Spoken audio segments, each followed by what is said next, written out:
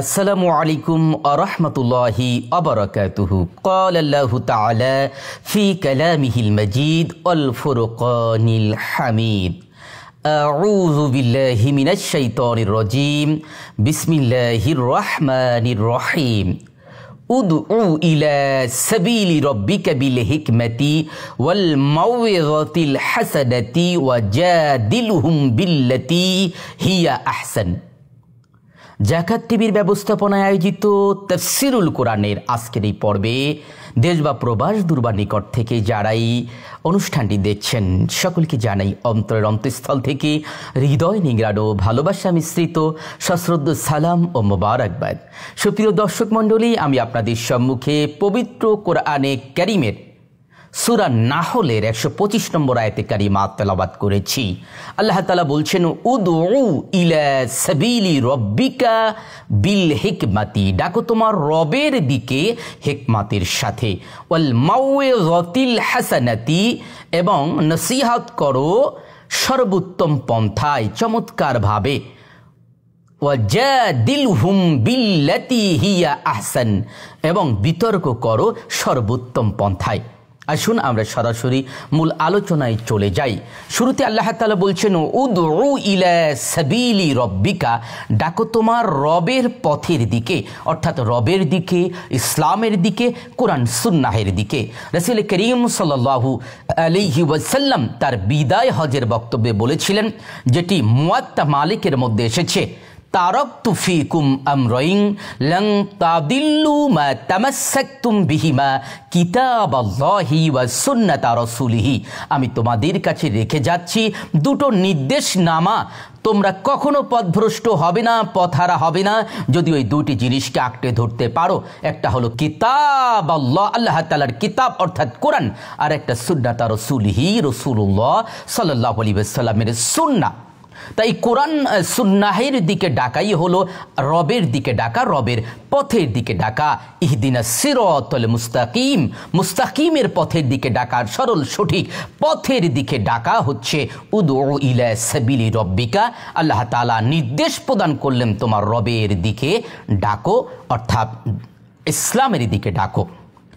এরপরে আল্লাহ তাআলা জানিয়ে দিলেন এই যে ডাকবো, দাওয়াতের এই পদ্ধতিটা কি হওয়া উচিত, আল্লাহ তাআলার দিকে আহ্বান করার নিয়মটা কি হওয়া উচিত। আল্লাহ তাআলা সেই দাওয়াতের পদ্ধতি জানিয়ে দিলেন, যে দাওয়াতের পদ্ধতির মধ্যে 1 নম্বর বিবেচনার দিক হবে বিল হিকমাতি, হিকমার সাথে ডাকতে হবে। হিকমা বলতে কি বোঝায়? বাংলায় সাধারণত হিকমা বলতে বোঝায় প্রজ্ঞা, যদিও প্রজ্ঞা শব্দটি এত কঠিন যে এর থেকে আমরা হিকমা শব্দটি আরো সহজে বুঝি। হিকমা বলতে বোঝায় গভীর জ্ঞান। হিকমার আরবি অভিধানে যে অর্থগুলো পাওয়া যায় তার মধ্যে একটি গুরুত্বপূর্ণ অর্থ হচ্ছে আল ইলমু ওয়াল ফাহমু ওয়াত তাবির। আল ইলমু মানে হচ্ছে জ্ঞান, ওয়াল ফাহমু মানে হচ্ছে বুঝ, ওয়াত তাবির মানে হচ্ছে সেটাকে ব্যাখ্যা দেওয়া বা প্রয়োগ করা। আমাদের সমাজে দেখবেন কিছু মানুষ আছে যাদের ইলম আছে, জ্ঞান আছে, কিন্তু ফাহম নেই, বুঝ নেই, মানে জ্ঞানের আলোকে সে বোঝে না। আবার কিছু মানুষের জ্ঞানের আলোকে বুঝ আছে, কিন্তু সেই জ্ঞানকে সে প্রয়োগ করতে পারে না।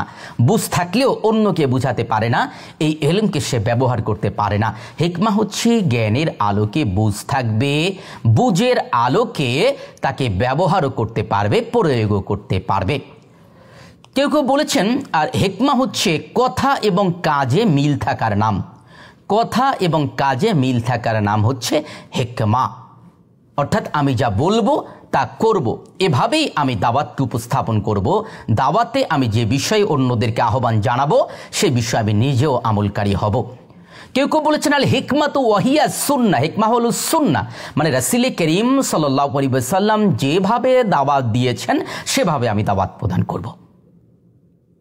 আবার কেউ কেউ বলেছেন হিকমা হলো গভীর জ্ঞান, ব্যবহারিক বিদ্যার দিকে কেউ কেউ গুরুত্ব প্রদান করেছেন। পবিত্র কোরআনে এসেছে যে হিকমা লাভ করেছে আল্লাহ তাআলা তাকে অনেক কল্যাণ বস্তুই দিয়েছেন, অনেক মর্যাদাবান কল্যাণ বস্তুই সে লাভ করেছে। তা আল্লাহ তাআলা বলছেন আল্লাহর দিকে মানুষকে ডাকতে হবে বিল হিকমাতি, হিকমার সাথে। দ্বিতীয়ত আল্লাহ তাআলা বললেন ওয়াল মাউইযাতিল হাসানাতি। মাউইজা এর মূল শব্দ হচ্ছে ওয়াজ। আমরা আমাদের দেশে ওয়াজ মাহফিলের সাথে পরিচিত, এই ওয়াজ মানে হলো নসিহত। ওয়াজ বলতে এমন নসিহতকে বুঝায় যে নসিহত কারো হৃদয়ে আল্লাহ ভীতির জন্ম দেয় এবং আখেরাতের দিকে তাকে ঝুঁকিয়ে দেয়। মানে কোনো খারাপ কাজের পরিণতি সম্পর্কে স্মরণ করিয়ে আখেরাতের দিকে ঝুঁকিয়ে দেবে এমন কথাগুলোকে বলা হয় ওয়াজ। তা মাউইজাতিল হাসানাতি, সুন্দরভাবে কল্যাণকরভাবে ওয়াজ করতে হবে, নসিহত করতে হবে এই দাওয়াতের ক্ষেত্রে। আল্লাহ তাআলা দাঈ ইলাল্লাহর আরও একটি গুণের কথা বললেন। আল্লাহর দিকে যে আহ্বান করবে তার আহ্বান করার পদ্ধতি নিয়ে আরেকটি পয়েন্ট বললেন, ওয়াজাদিলহুম বিল্লাতি হিয়া আহসান।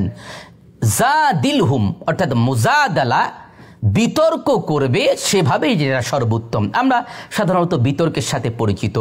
এই বিতর্কে আমরা দেখি এক পক্ষ আর এক পক্ষকে হারানোর জন্য নানা রকম কৌশল অবলম্বন করে, কখনো কখনো তির্যক মন্তব্য করে। কিন্তু আল্লাহ তাআলা বলছেন এভাবে নয়, আরেকজনকে ছোট করার উদ্দেশ্যে বিতর্ক করা নয়, বরং বিতর্ক করতে হবে সর্বোত্তম পন্থায়।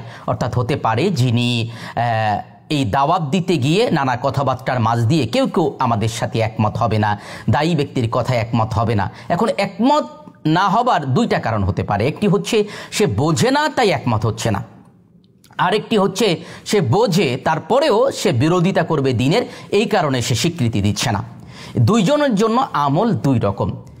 একজনের জন্য যিনি না বুঝে বিরোধিতা করছেন, দায়িত্ব হচ্ছে অত্যন্ত হৃদ্যতাপূর্ণ ভাষায় তাকে বুঝিয়ে দেওয়া, তার সমালোচনা না করে বরং তার একজন হিতাকাঙ্ক্ষী হিসেবে তার ত্রুটিগুলো ধরিয়ে দেওয়া, দালিলিকভাবে তার সামনে উপস্থাপন করা, যৌক্তিকভাবে দাওয়াতের এই কথাগুলো তার সামনে পেশ করা।